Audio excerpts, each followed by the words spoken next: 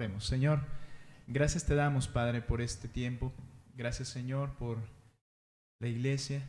Gracias porque tú la has instituido, Señor. Gracias por tu Hijo Jesucristo, por medio del cual, Señor, de nuestro Salvador, tú has salvado a tu pueblo, a tu iglesia, mi Dios, y nos permites estar juntos, nos permites edificarnos mutuamente, y yo ruego que ese valor a tu iglesia lo podamos experimentar todos, lo podamos sentir, lo podamos, Señor, poner enfrente de nuestras miradas para priorizar, para poder estar juntos, glorificarte juntos, mi Dios, como tu pueblo.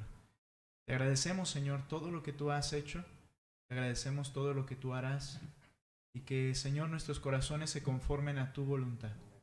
Gracias por esta noche, mi Dios. Permítenos glorificarte, danos entendimiento para escuchar tu palabra, y que con nuestros labios podamos decir las grandezas que tú has hecho, mi Dios, y quien tú eres. Te alabamos en el nombre de Cristo Jesús. Amén. Muy bien, hermanos. Vamos a iniciar, vamos a comenzar. Somos poquitos, pero canten con mucha fuerza, ¿verdad? Vamos a cantar, hermanos, por favor. Cerca de ti, Señor. Vamos a iniciar cantando y deseando estar en su presencia, sabiendo que Él está con nosotros también.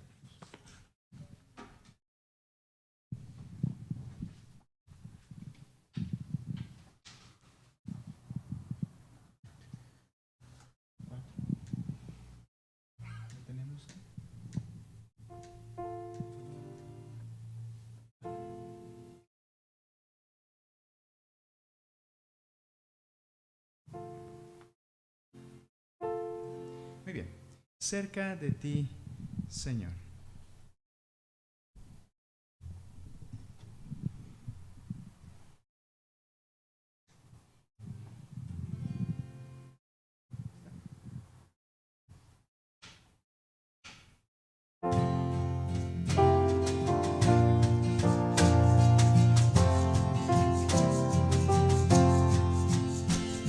Cerca de ti, Señor, quiero morar. Tu grande y tierno amor quiero gozar. Llena mi pobre ser, limpia mi corazón. Hazme tu rostro ver en comunión. Pasos inciertos doy, el sol se va, mas si contigo estoy, no temo ya. Himnos de gratitud ferviente cantaré, y fiel a ti, Jesús, siempre seré. Día feliz veré, creyendo en ti, en que yo habitaré cerca de ti. Mi voz alabará tu dulce nombre allí, y mi alma gozará cerca de ti. Amén. Y vamos a decir también lo grande que Él es, las maravillas que Él ha creado. Su gloria es manifiesta a través de lo que Él ha hecho en este mundo. Y que, como aprendimos también, si escuchó alguno de los audios en la semana, todo lo que Él creó es como un letrero que nos anuncia a quién le pertenece realmente toda la gloria. Y Él es nuestro Señor Jesucristo. Vamos a cantar, hermanos, cuán grande es Él.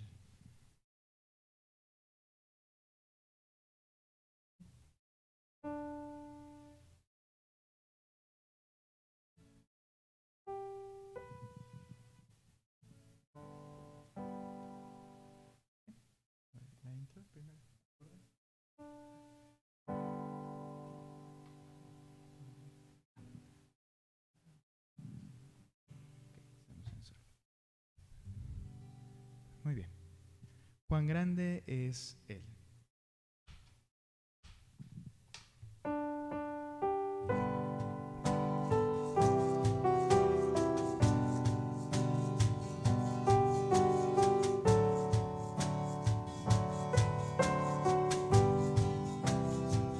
Señor mi Dios, al contemplar los cielos, el firmamento y las estrellas vi, al oír tu voz en los potentes truenos y ver brillar al sol en su cenit.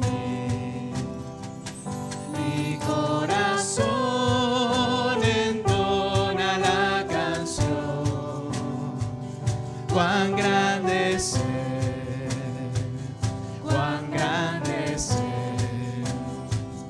Mi corazón entona la canción, cuán grande es Él, cuán grande es Él.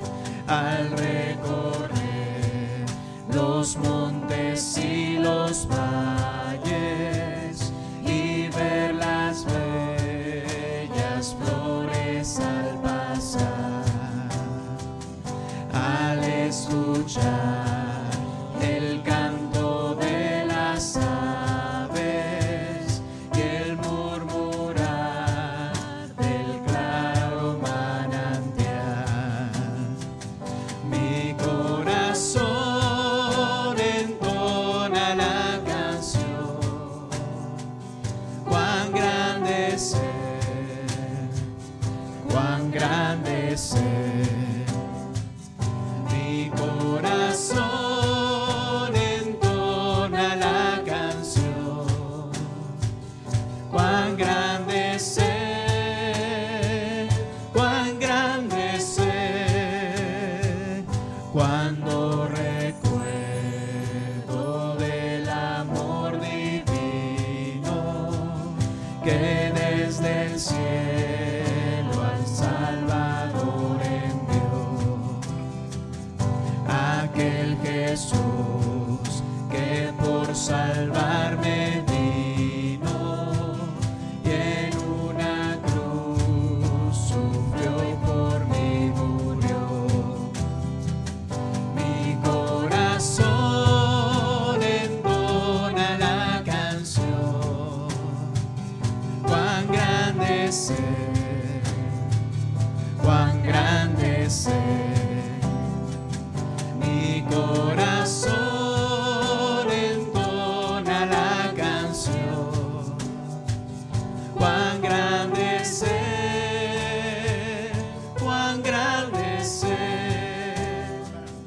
Cuando el Señor me llame a su presencia, al dulce hogar, al cielo de esplendor, le adoraré cantando la grandeza de su poder y su infinito amor. Mi corazón entona la canción, cuán grande es Él, cuán grande es Él. Mi corazón entona la canción, cuán grande es Él, cuán grande es Él. Mi corazón entona la canción, cuán grande es Él,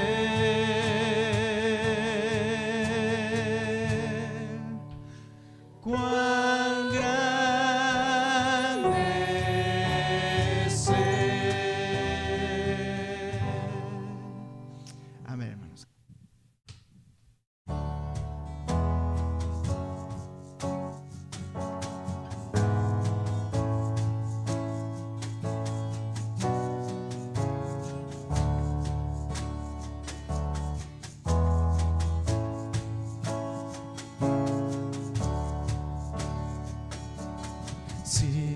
Si mi fe ha de caer, Él me sostendrá. En la tentación yo sé, Él me sostendrá. No podría estar de pie en la oscuridad, pues mi amor muy frágil es, Él me sostendrá.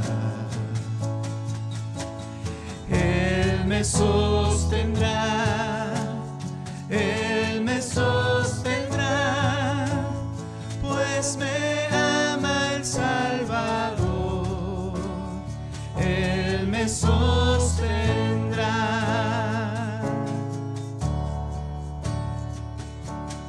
Él se goza en quien salvó, Él me sostendrá.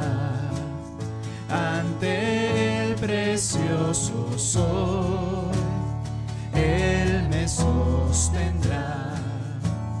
Sus promesas fieles son, mi alma guardará. Alto precio Él pagó, Él me sostendrá. Él me sostendrá, Él me sostendrá, pues me ama el Salvador. Él me sostendrá.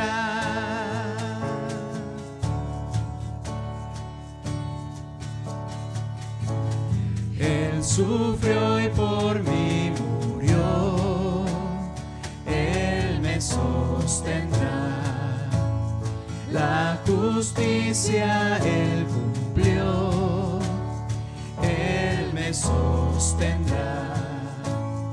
Vida eterna tengo en Él, Él me sostendrá.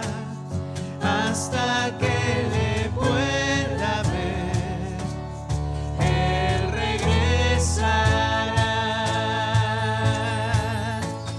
Él me sostendrá, Él me sostendrá, pues me ama el Salvador.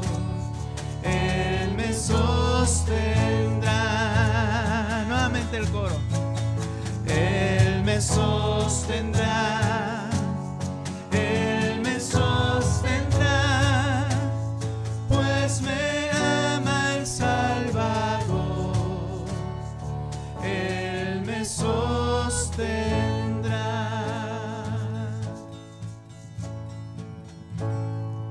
Amén. Gracias a Dios. Muy bien, hermanos. Pues estemos listos entonces, hermanos, en este momento. Hemos estado viendo acerca de lo que es la iglesia, lo que creemos acerca de la iglesia. Ya llevamos algunas semanas estudiando acerca de esto, hermanos. Sumamente importante para poder comprender, hermanos, también nuestra responsabilidad con la iglesia, el diseño que la iglesia tiene por obra del Señor, su naturaleza, sus funciones, la autoridad. Hemos tratado, hermanos, cada uno de los temas acerca de la iglesia. Me pareció muy importante. Claro que toda escritura y todas las doctrinas que hemos ido tratando son de suma importancia y las hemos llevado en un orden de alguna forma, pero quizá en este tema en cuanto a la iglesia yo quería pasar un poco más de tiempo porque creo que en algunas de las áreas hay más desconocimiento, había más desconocimiento de nosotros en algunos puntos de los que hemos ido tratando acerca de la iglesia, y es por eso, hermanos, que creo que era necesario hacerlo de esta forma. Ahora, estamos hablando en este último tema acerca de lo que creemos de la iglesia. Estamos hablando de la membresía de la iglesia. Y mencionábamos que la membresía de la iglesia se encuentra en la palabra de Dios manifiesto, que eran grupos locales que se conocían, que sabían quién eran los miembros y quién era su liderazgo. Se conocían de manera clara por los pasajes que podemos ver. Es decir, que la membresía siempre ha sido el diseño de la palabra de Dios. Ser parte de una iglesia local y que estés involucrado en una iglesia local y te identifiques con una iglesia local, eso es a lo que llamamos la membresía de la iglesia. Ahora, veíamos responsabilidades como miembros de la iglesia, pero también ahora estamos hablando de beneficios al ser miembros de la iglesia. Y al estar hablando acerca de esto, hermanos, solamente los menciono de manera breve, pero por supuesto, el primer beneficio y que llamamos medios de gracia, es decir, canales o medios por los cuales Dios bendice a los creyentes que están comprometidos y son fieles a una iglesia. Hablábamos de la enseñanza bíblica como la primer medio de gracia porque es el que nos instruye, nos hace crecer. El bautismo, porque el creyente que es bautizado y la iglesia que lleva a cabo bautismos también es bendecida por el Señor. Hay un gozo y un ánimo para seguir sirviendo al Señor y ver a otros venir a sus pies. La cena del Señor, que es en realidad una comunión verdadera con Cristo y que se celebra en el entorno de la iglesia. Que por cierto, la llevaremos a cabo primeramente el Señor dentro de 8 días. Un tiempo sumamente especial de comunión con el Señor Jesucristo de manera presente. Y hablábamos también, hermanos, acerca de la oración. Es un medio por el cual, hermanos, dice la Escritura que cuando la iglesia oraba, el Señor actuaba y respondía. Porque Él, hermano, en su voluntad, en su soberanía, dispuso que la oración del creyente y de la iglesia sea contestada. Y recibimos, hermanos, bendición a través de ese medio de gracia. Ahora, quiero que veamos más medios de gracia y trataremos de abarcarlos que tenemos aquí escritos. Y otro medio de gracia es la adoración. Ya hablamos de ello cuando hablábamos en cuanto a los propósitos de la iglesia y mencionábamos que un propósito de la iglesia es la adoración de Dios. Que fuimos hechos salvos, dice en Efesios capítulo 1. Fuimos escogidos, rescatados, salvados, para que nosotros seamos para alabanza de su gloria. Y vemos, hermanos, esta alabanza de su gloria en ese cuerpo de creyentes que es la iglesia. Ahora, como dijimos, fuimos redimidos para su alabanza de su gloria. También Pablo enseña que la iglesia debe producir, como veíamos en aquel momento, frutos de labios que pronuncian y que glorifican su nombre. Y el apóstol Pablo menciona con salmos, himnos, cánticos espirituales, alabando a Dios con acciones de gracias en los corazones. Y en el entorno en el que está hablando ahí era ¿qué? La iglesia. En un grupo de creyentes, la adoración. La Escritura enseña, cuando Cristo habló con la mujer samaritana, que Dios quiere verdaderos adoradores. ¿Lo recuerda? Adoradores que adoren en espíritu y en verdad. Porque tales son los que Dios busca que le adoren. ¿Y quiénes son estos?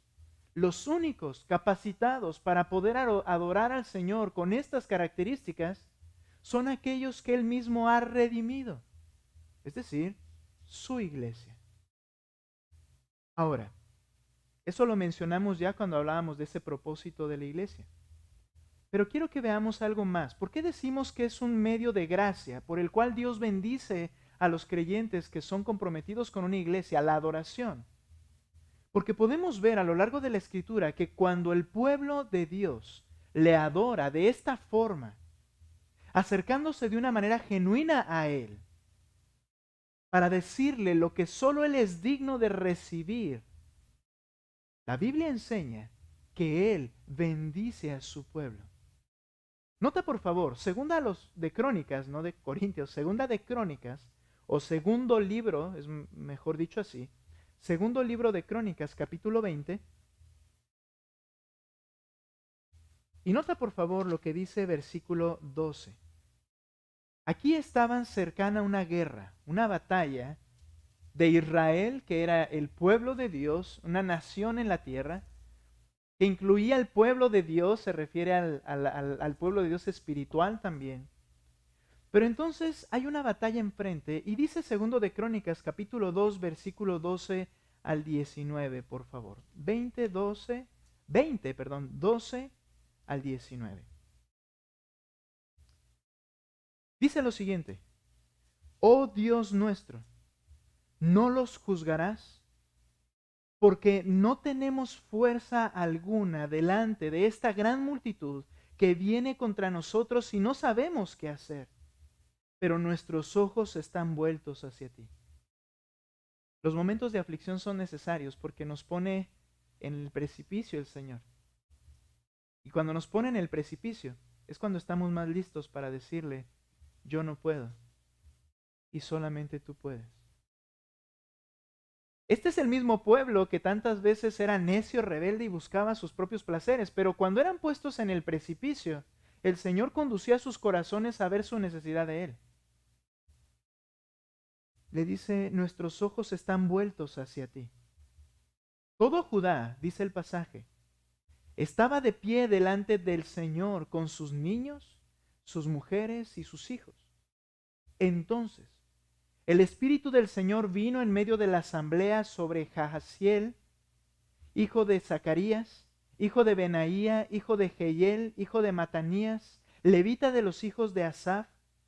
Y dijo Jahaziel, presten atención todo Judá, habitantes de Jerusalén y tú, rey Josafat, así dice el Señor, no teman, ni se acobarden delante de esta gran multitud, porque la batalla no es de ustedes, sino de Dios. ¿Para qué nos lleva el Señor al precipicio? Para darnos cuenta que esa no es nuestra guerra. Nosotros no las podemos librar ni vencer. Es necesario que con frecuencia el Señor nos ate las manos, por decirlo de alguna forma. Que nos haga sentir nuestra necesidad. Esto es importante en la vida de nosotros. Y como cantábamos ahorita, llegar a reconocer, yo no puedo, pero Él me sostendrá. Y el Señor les dice, la batalla no es de ustedes, sino de Dios. Desciendan mañana contra ellos. Ellos tenían algo que debían hacer. Pues ellos subirán por la cuesta de Cis y los hallarán en el extremo del valle frente al desierto de Jeruel. No necesitan pelear en esta batalla. Tomen sus puestos y estén quietos y vean la salvación del Señor con ustedes, oh Judá y Jerusalén. No teman ni se acobarden. Salgan mañana al encuentro de ellos, porque el Señor está con ustedes. En ocasiones, hermanos, el Señor es muy claro con nosotros, de que nosotros simplemente hagamos lo que Él nos dice que tenemos que hacer. Y aunque parezca que todo está en contra, Él se va a encargar. Pero yo debo hacer lo que el Señor me dice que debo hacer. Entonces ellos van, usted puede seguir leyendo, ellos van, llegan al lugar donde tienen que llegar, pero entonces hace algo el pueblo, conducido por este hijo de Asaf. Dice el versículo 22 al 24. Cuando comenzaron a entonar cánticos y alabanzas al Señor. ¿Qué es esto? Adoración. Ellos comenzaron a proclamar quién era Dios. Comenzaron a adorarle con un corazón sincero y en verdad porque estaban diciendo lo que Dios realmente era. Y cuando comenzaron a entonar cánticos y alabanzas, el Señor puso emboscadas contra los amonitas, los moabitas y los del monte Seir que habían venido contra Judá y fueron derrotados. A ver, este pasaje nos enseña que el Señor actuó inmediatamente después de la adoración. El escritor al estar escribiendo, obviamente, esta idea, inspirado por el Espíritu Santo, dice que fue hasta que alabaron al Señor que Dios entonces actuó. Él podría decir simplemente que mientras ellos alababan o ellos estaban alabando y entonces en un momento el Señor respondió, pero Él lo vincula de una manera tan clara al decir que cuando comenzó la adoración, Dios comenzó a actuar.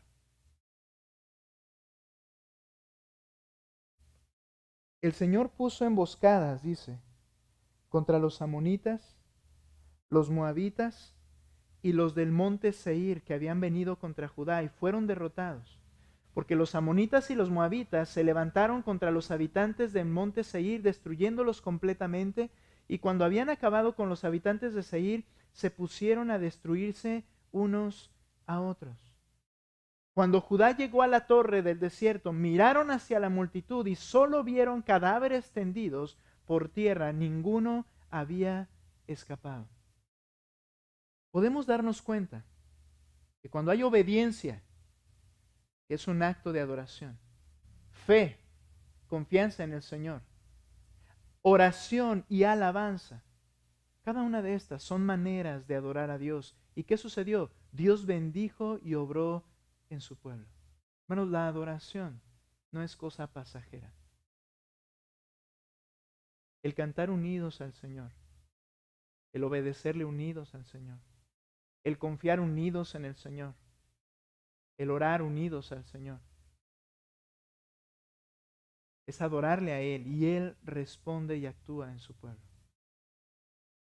Ahora, este es un pasaje del Antiguo Testamento y podríamos pensar, bueno, de alguna manera podríamos estar torciendo un poco, forzando el pasaje, pero quiero que veas en el Nuevo Testamento, en Hechos 13, del 1 al 2, cuando la iglesia estaba haciendo lo que tenía que hacer y por ello adorando al Señor con una obediencia y fidelidad. Nota qué sucedió. Hechos capítulo 13, versículo 1 al 2.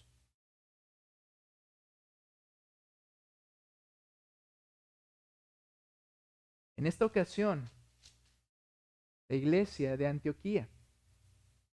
Y dice el versículo 1, en la iglesia, en esa iglesia de Antioquía, había profetas y maestros. Y mire, ¿quiénes estaban ahí? Bernabé, el llamado hijo de consolación, aquel que dio su tierra cuando en Jerusalén hubo necesidad, compañero de Pablo posteriormente. Simón, llamado Níger, Lucio de Cirene, Manaén, que se había criado con Herodes el tetrarca, y Saulo. ¿Quién es Saulo? Pablo, el apóstol Pablo, antes de que el Señor le cambiase el nombre.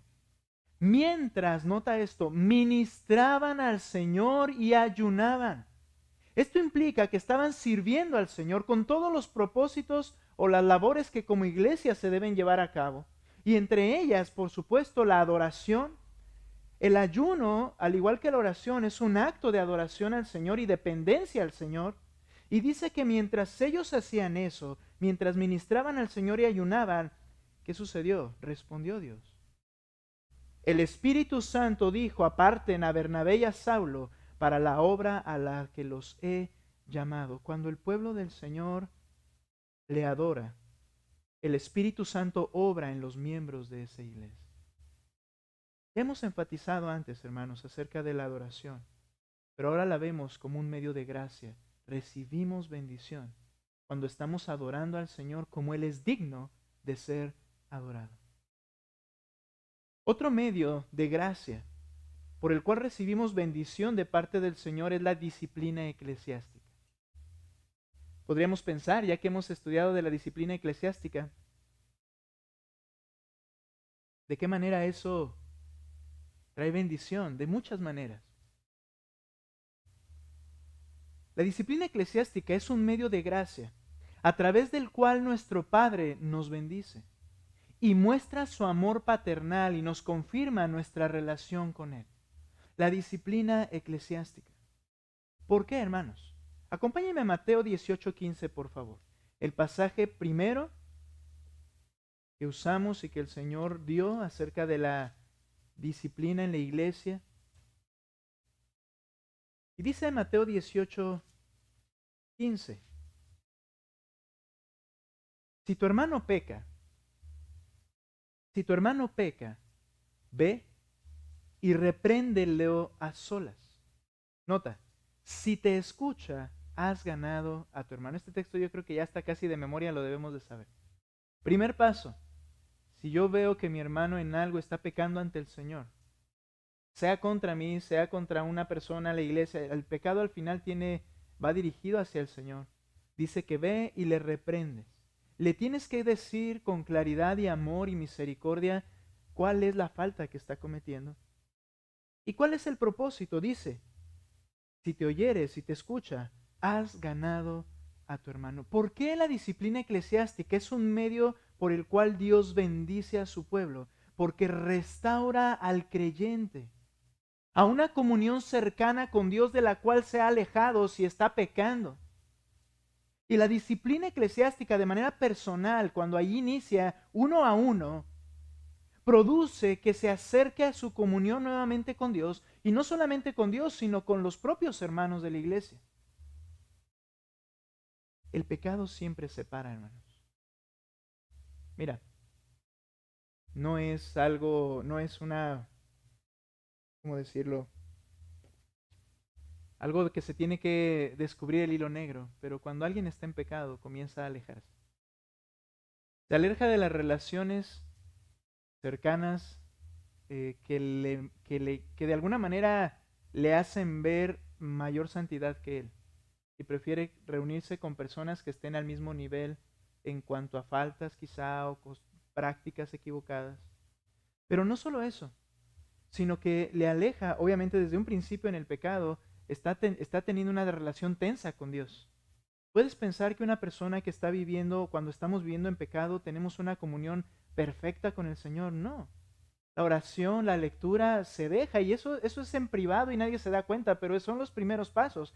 Pero conforme va avanzando, la relación con la iglesia se rompe. Son personas que comienzan a faltar.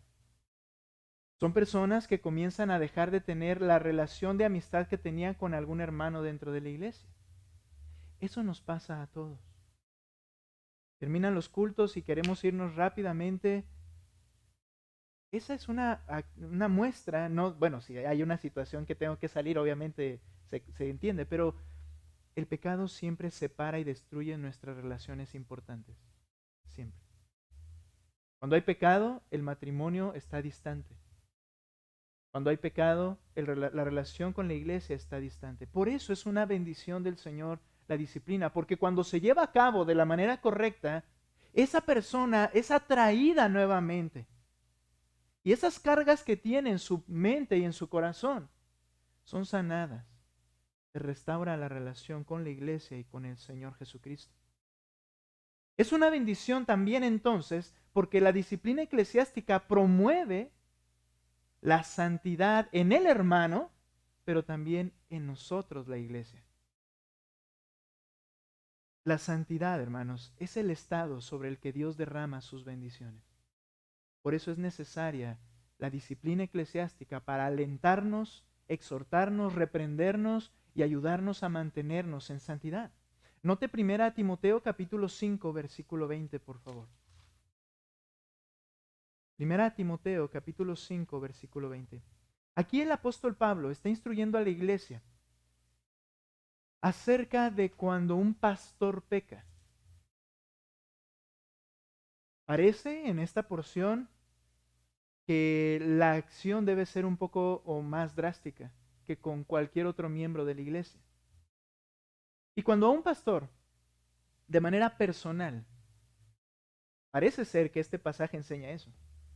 De manera personal se le ha reprendido y se le ha dicho, ha pecado en esto, y reincide y no se arrepiente.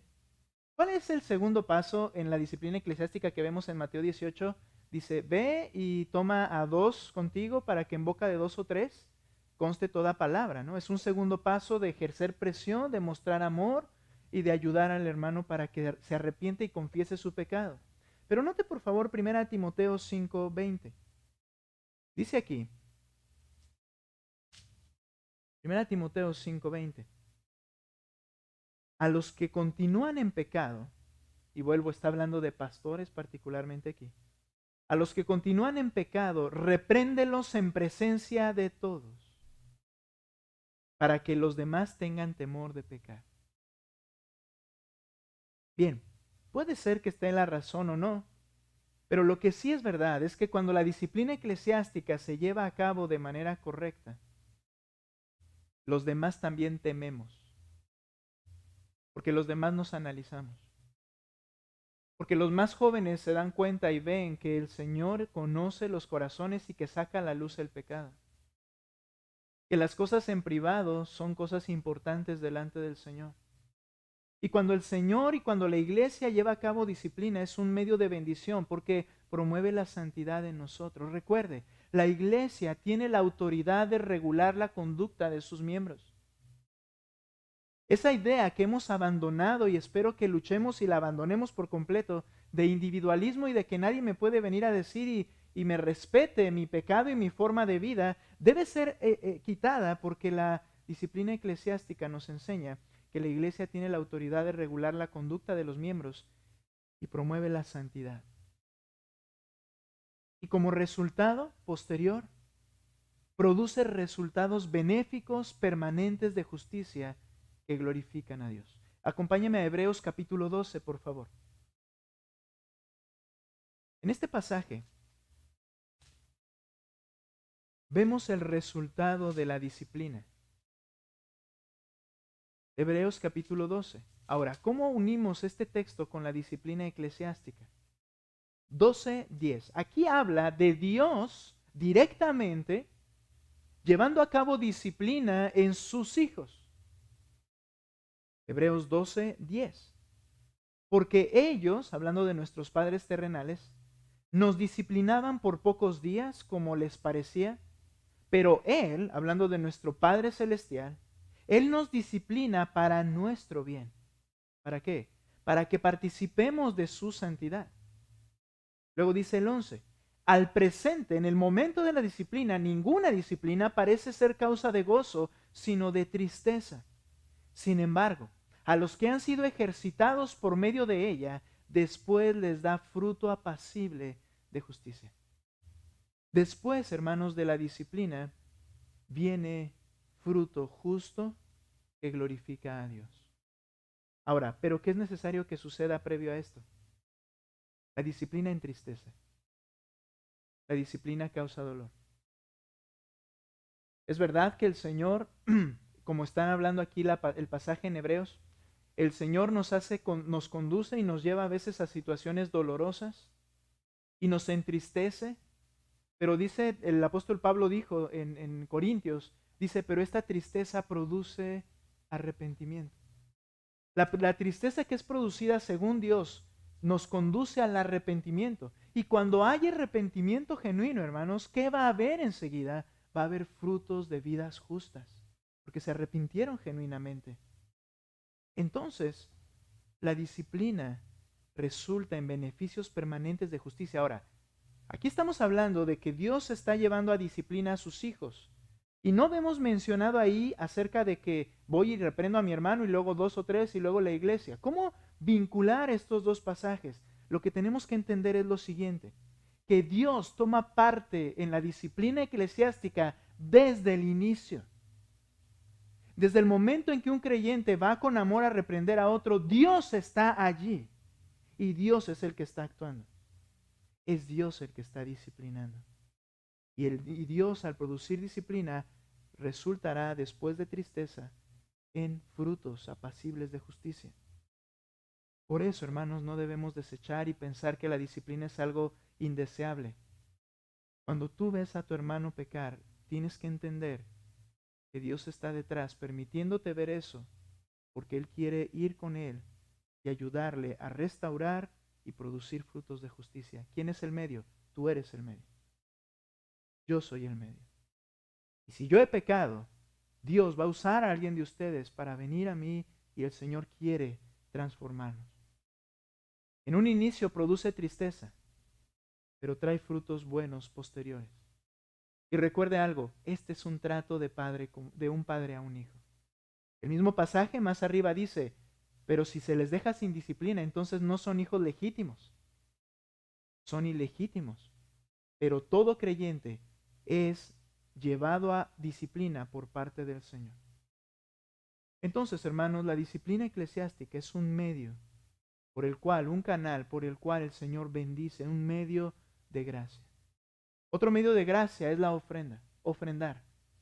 Y una persona que está involucrada con una iglesia de manera genuina, responsable, al participar con las ofrendas, también es bendecido por el Señor porque es un canal de gracia. Vayan conmigo a 2 Corintios capítulo 9, pasaje común, ¿verdad? Recurrente acerca de la ofrenda.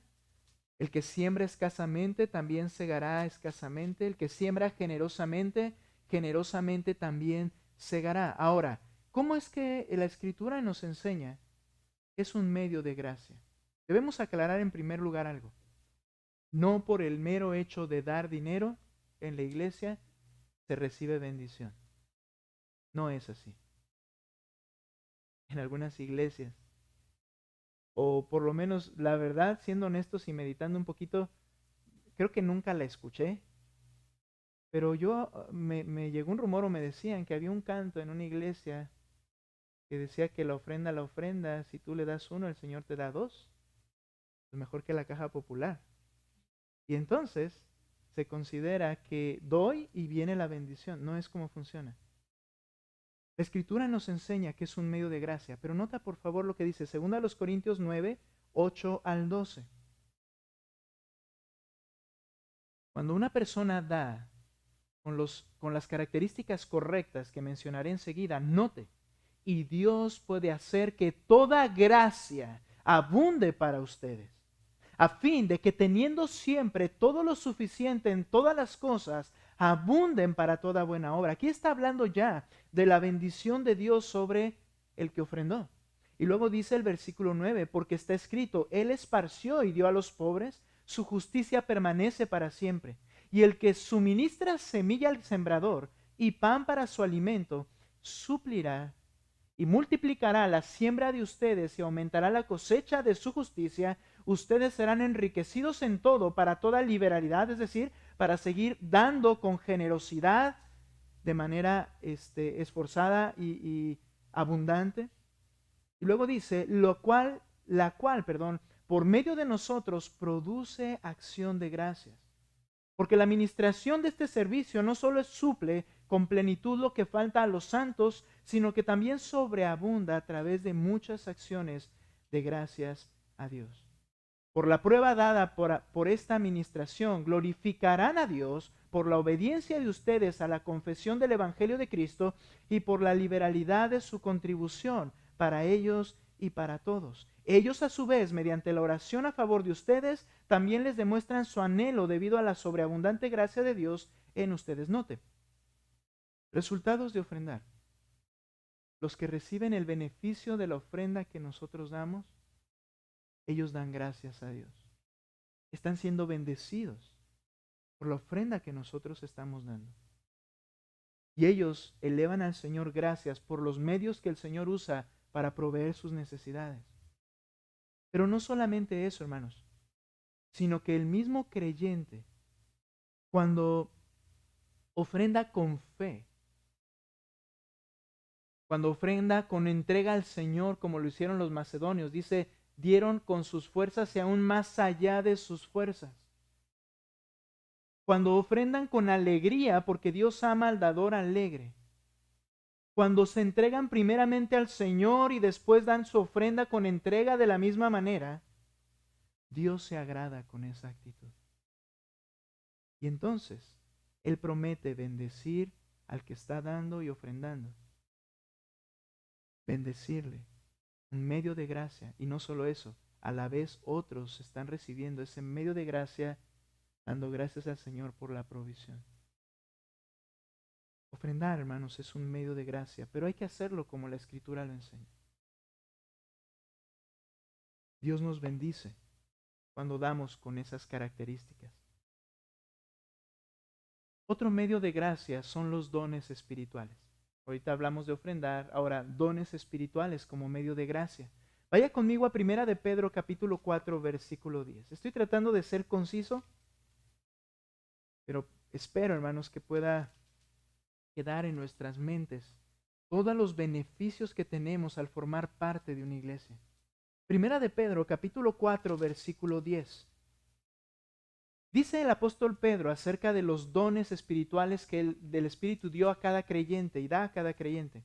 Dice, según cada uno ha recibido un don especial, úselo, sirviéndose los unos a los otros como buenos administradores de la multiforme gracia de Dios. En primer lugar, como ya vimos en su ocasión, los dones espirituales son dados por gracia.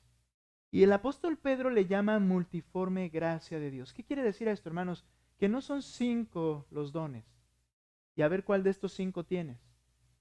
En realidad lo que Pedro está diciendo es que es imposible hacer una lista detallada de los dones que el Espíritu dio y da a cada creyente, pero hay una realidad. Si tú eres creyente, tienes un don que el Espíritu Santo te ha dado. ¿Para qué? Para que a través de él sirvas a los demás dentro de la iglesia.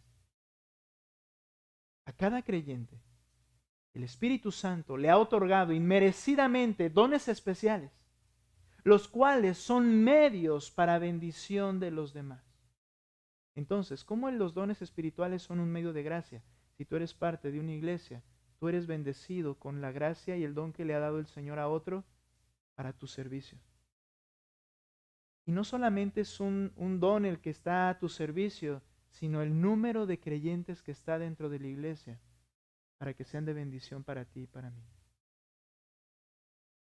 Los dones espirituales, hermanos, son medios de gracia que nos perdemos cuando no estamos en una comunión de iglesia. Pedro llama a estos dones multiforme gracia de Dios, que es derramada para bendición a través de cada persona, cada creyente dentro de la iglesia y no solo de parte del liderazgo. Hermanos, no solamente me edifica la vida del maestro, del pastor, de la hermana maestra. En realidad los dones son dados para que todos seamos de bendición unos a otros. Hemos hablado de esto. ¿Cuál es tu don y de qué manera estás sirviendo a la iglesia del Señor?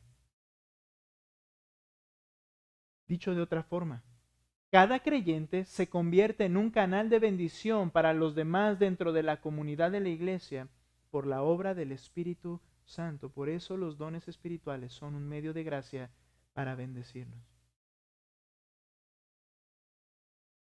Otro medio de gracia, hermanos. Bueno, antes de pasar de aquí de los dones espirituales, necesitamos, hermanos, cada vez más ser bendecidos por el Señor a través de tu persona. Si eres creyente, ¿por qué no nos sirves, si lo podemos decir así? Y nos bendices, o Dios nos bendice a través de ti, sirviéndonos. ¿Ves la importancia de un compromiso a formar parte de una iglesia en particular? Sé bendición. Porque Dios te ha dado por su Espíritu lo que requieres para ser bendición a esta iglesia. No es posible que no tengas ningún tipo de participación dentro de la iglesia en el sentido de bendecir a los demás a través de lo que Dios te ha dado. Otro medio de gracia es el compañerismo mismo. Vaya conmigo a Hechos capítulo 2, por favor, versículo 46 al 47. El compañerismo dentro de la iglesia. Este compañerismo cristiano, ordinario entre los creyentes, es de suma importancia. Por tanto, veremos que es un medio de gracia por el cual el Señor bendice a los creyentes. El compañerismo. Hechos 2, 46, 47. Vemos a la primera iglesia y dice este pasaje: día tras día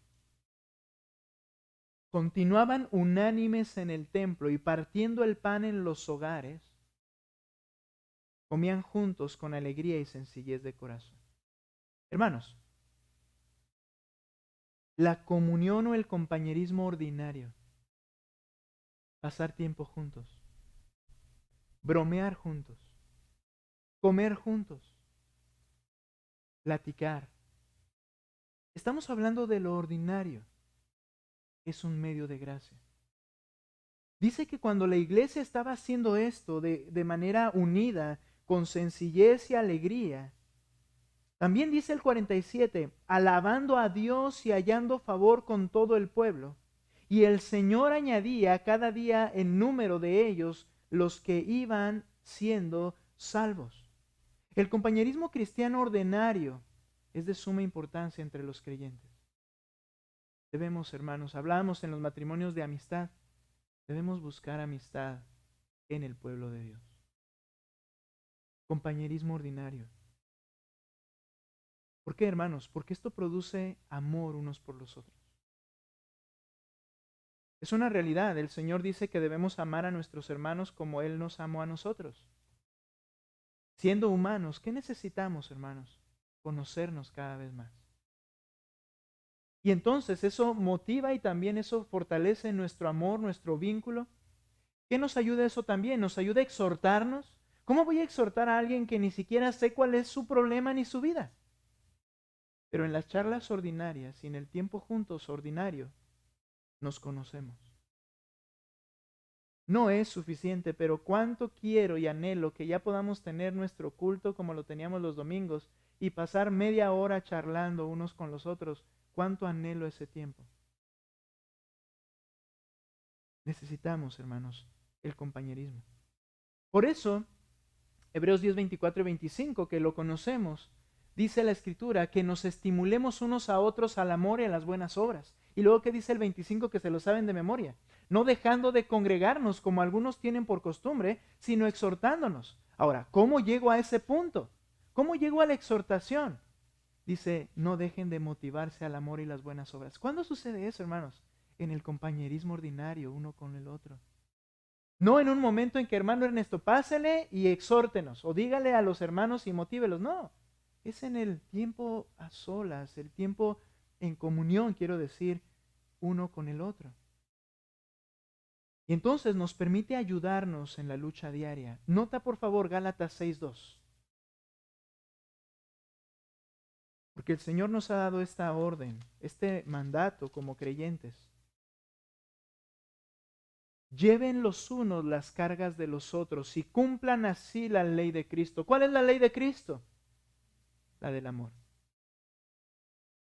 Ámense como yo les he amado. Yo quiero que así se amen unos a otros.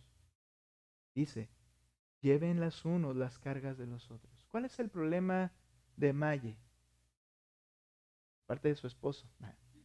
¿Cuál es el problema? No te rías, mi amor. ¿Cuál es el problema de Maye? Bueno, ¿cómo lo vas a saber?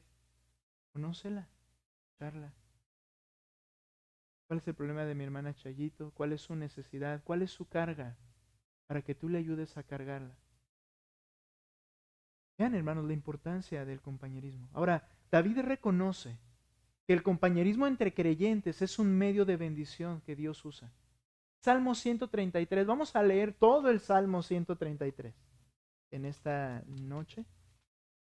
Así es que si tiene alguna cita, cancélela en este momento, porque vamos a leer todo el Salmo 133 y le invito a que se lo aprenda de memoria.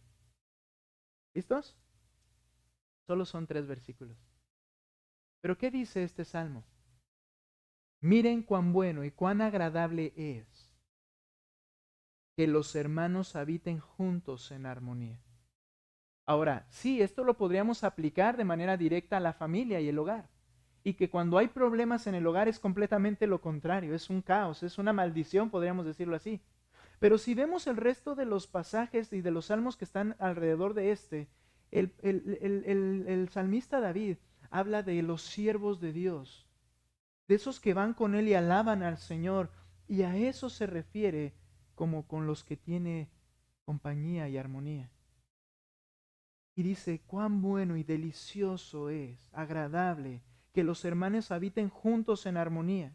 Es como el óleo precioso sobre la cabeza, el cual desciende sobre la barba de Aarón, que desciende hasta el borde de las vestiduras. Cuando un sacerdote era ungido, cuando el rey era ungido y recibía la bendición del Señor, dice, así es la comunión entre hermanos. Es como el rocío de Hermón que desciende sobre los montes de Sión, porque allí mandó el Señor la bendición, la vida para siempre. Dios bendice cuando hay compañerismo. Hermanos, de hecho, la Escritura nos enseña que retirar el compañerismo de la iglesia a una persona, escuche esto, retirar el compañerismo es un acto de juicio de Dios contra quien persiste vivir en pecado. Porque entonces, cuando se retira el compañerismo de la iglesia a una persona, se retiran así bendiciones. Y se dispone a esa persona para ser destruida en su carne. Hermanos, aunque sea o si aunque sea creyente. Por favor, ve esto en 1 Corintios capítulo 5. Retirar el compañerismo es retirar la bendición de Dios hacia una persona. Al final de la disciplina eclesiástica, cuando una persona persiste en su pecado, dice el Señor, tenle por gentil y publicano, ya no es parte de la iglesia. No lo consideren como parte de la iglesia. De hecho, no tengan compañerismo con él. Hay otros pasajes que lo enseñan. Uno de ellos es esto, 1 Corintios 5:11. Sino que en efecto les escribí, que no anduvieran en compañía de ninguno que, llamándose hermano, es una persona inmoral, habla de que ese es su constante, ya fue quizá reprendido, pero permanece, o avaro, o idólatra, o difamador, o borracho, o estafador. Con esa persona, ¿qué dice? Ni siquiera coman. ¿Qué era lo que hacía la iglesia todos los días juntos, unánimes? Comían con sencillez y alegría de corazón. Dice, retírale el compañerismo a esa persona. Y luego, ¿para qué? Sigo leyendo el 12 y 13. Pues, ¿por qué he de juzgar yo a los de afuera? ¿No juzgan ustedes a los que están dentro de la iglesia? Pero Dios juzga a los que están fuera. Expulsen al malvado de entre ustedes. ¿Y qué es lo que sucede entonces? Lea conmigo el 4 y 5. Capítulo 5, versículo 4 y 5. En el nombre de nuestro Señor Jesucristo, cuando estén reunidos, una decisión tomada como iglesia, y yo con ustedes en espíritu, con el poder de nuestro Señor Jesús, que es el que está llevando a cabo la disciplina desde el principio, entreguen a ese tal a Satanás, para la destrucción de su carne, a fin de que su espíritu sea salvo en el día del Señor. ¿Cuál es el punto? Mira, si es creyente, retirar la comunión y el compañerismo de la iglesia es ponerlo fuera de la bendición de Dios. Comenzará a padecer y comenzará a ver su suerte literalmente, al grado que su confianza en la carne será destruida. Y si es creyente, caerá postrado y dirá, Señor, perdóname, pero será destruido a su carne. Queda a la deriva a sus propias decisiones, determinaciones. Pero hay algo muy interesante en esto. Esa bendición que abarca al compañerismo de la iglesia, que aún personas que vienen y visitan y que están relacionándose, pero no son parte de una iglesia, son bendecidos por la comunión con la iglesia, le es retirada a esa persona y vendrá a calamidad. Así de importante es el compañerismo como iglesia. Es una verdadera bendición, un medio que el Señor usa para bendecir. ¿No crees que es muy necio perderse del compañerismo de la iglesia por decisión propia? ¿No crees que es muy necio? Necesitamos valorar la iglesia, hermanos. Termino con algo, evangelización, como un medio de gracia por el cual Dios bendice al creyente que está relacionado con una iglesia. Vemos que al evangelizar, por supuesto, que se imparte gracia para salvación a los no creyentes. Romanos 1:16 dice, porque no me avergüenzo del evangelio, porque es poder de Dios, para salvación a todo aquel que cree. Ok, impartimos gracia porque en ese momento las personas pueden ser salvas. Pero en cuanto a quien proclama el evangelio, ya sea de manera individual o cuando se hace como iglesia, siempre en la evangelización, en las escrituras, está conectada con la llenura del Espíritu. El Señor controla, conduce, fortalece y capacita a aquel que está dispuesto a compartir el evangelio a otros. Le llena de su Espíritu y esa es una gran bendición de parte del Señor. Nos ha mandado evangelizar y a la vez bendecirnos a través del proceso. Ya sea individualmente o como iglesia, Dios bendice a su pueblo a través de la evangelización, capacitándolo y llenándolo del Espíritu. Quien bendice a quienes se someten, Dios bendice a quienes se someten, obedeciendo el mandato del Espíritu Santo de predicar el Evangelio, capacitándonos a su vez para poder predicar el Evangelio con su poder. Hechos 4:31. Y fueron llenos del Espíritu Santo y predicaban con denuedo la palabra de Dios. Hemos abarcado los temas más importantes en cuanto a lo que la Biblia enseña referente a la iglesia. Y hemos demostrado lo importante que es dentro del diseño de Dios para cada creyente formar parte de una iglesia. Porque el creyente ya ha sido unido al cuerpo universal de Cristo y debe estar comprometido con el cuerpo local que es la iglesia. Vimos la naturaleza de la iglesia en el diseño de Dios, los propósitos de la iglesia para el cual Dios la estableció, la autoridad sobre la iglesia y en la iglesia para cumplir la voluntad de Dios y la importancia de la membresía de la iglesia. La iglesia, hermanos, está vinculada con el desarrollo de cada creyente en comunidad con otros creyentes, amándonos, exhortándonos, sirviéndonos mutuamente, para crecer juntos, guardando la paz, madurar para la gloria de Dios. Lo que creemos acerca de la iglesia, ¿lo crees? Vamos a orar. Señor, gracias por este tiempo. Gracias por tu iglesia. Gracias por los que podemos estar hoy aquí, mi Dios, y extrañar a los que no pueden. Gracias, Señor, porque nos permitiste, nos has dado el querer y el hacer. Pero ruego que todo lo que hagamos sea consciente. Que tengamos, Señor, en alta estima, como debe ser, formar parte de una iglesia. Gracias, mi Dios, por tu palabra. Yo te ruego que esta iglesia sea fortalecida. Nos conozcamos, nos amemos. Seamos amigos unos de los otros. Señor, estemos unidos por el poder y la gracia que tú nos otorgas. Señor, ayuda, mi Dios, a quienes están distraídos. Ayuda, Señor, a quienes están distraídos en otras cosas y su amor de alguna manera se está enfriando o quizá simplemente distrayendo. Que podamos, mi Dios, mostrarles amor, pero que ellos de alguna manera a través nuestro, Señor, puedan ser atraídos a una relación correcta contigo y con tu iglesia. Te ruego por ello, obra en los corazones.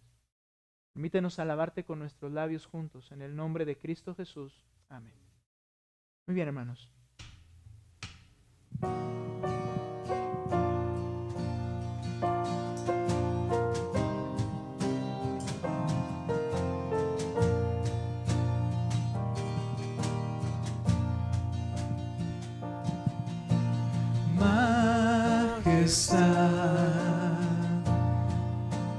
Excelsa majestad,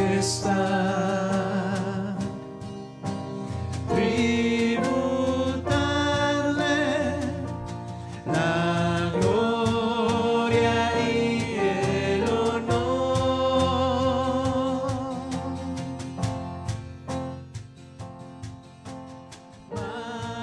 Majestad, por siempre ensalzada.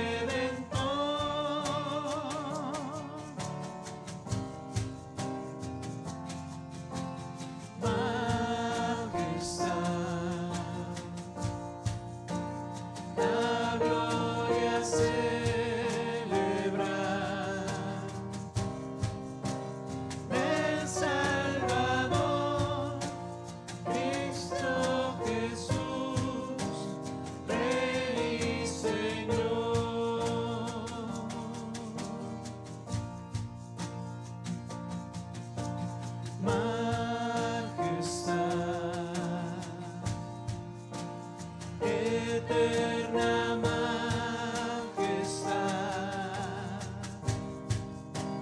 Al que era, es y siempre será.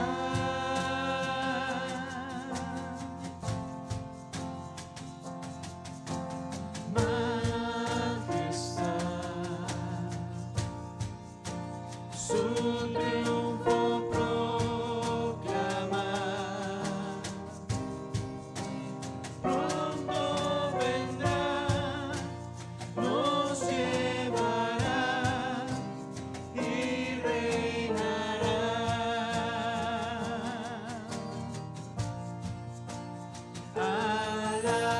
Alabar, engrandecer su santo nombre, adorar, magnificar al gran Redentor.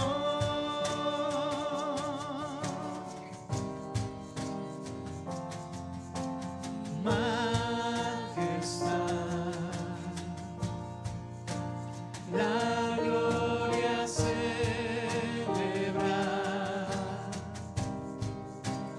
el Salvador, Cristo Jesús, Rey y Señor. Amén. Hermanos, Dios les bendiga. Estamos despedidos. Nos vemos domingo, 10 de la mañana. ¿Verdad?